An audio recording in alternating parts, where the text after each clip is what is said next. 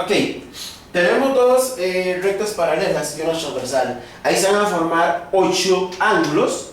Ok, vamos a tener internos. ¿Cuáles serían los internos? Ok, los que están por dentro. En este caso sería el ángulo 3, el ángulo 4, el ángulo 5 y el ángulo 6. Voy a tener externos. ¿Cuáles serían los externos? En este caso son 4. Sería el 1, el 2, el ángulo 7 y el ángulo 8. Entonces, internos los que están por dentro, las dos transversales, las dos paralelas, y externos los que están por fuera.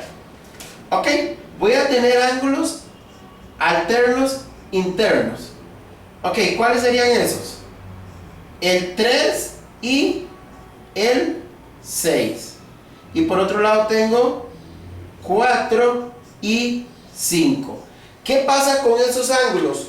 Son congruentes. Es decir, el 3 y el 6 miden lo mismo y el 4 y el 5 miden lo mismo.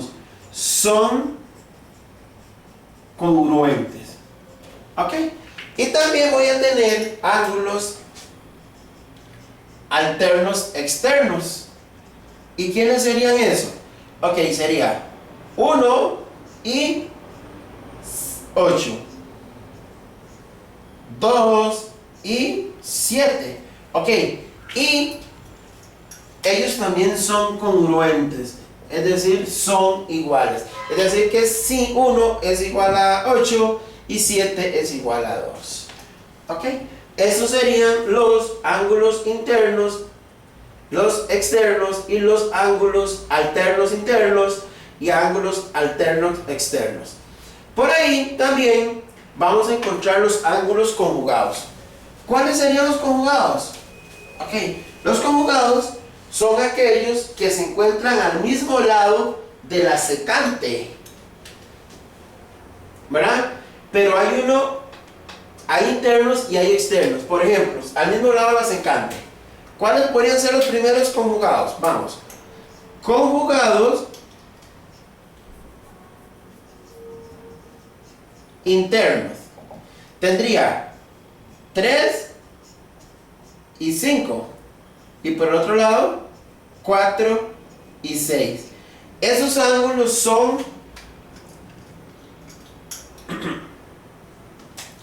suplementarios. ¿Qué quiere decir eso? Que si yo sumo el 3 con el 5, tiene que darme 180. Ahora vamos con los conjugados externos. ¿Cuál sería? 1 y 7. Y por otro lado, 2 y 8. Igual, ellos son suplementarios. Es decir, que si yo sumo 1 con 7, tiene que darme 180. Y si yo sumo el 2 con el 8, tiene que darme 180. Y por último, me quedan los ángulos correspondientes. Los ángulos correspondientes es uno interno y uno externo, pero del mismo lado de la secante. Por ejemplo, ¿cuáles pueden ser correspondientes? Ok, correspondiente tengo el ángulo 1 y el ángulo 5.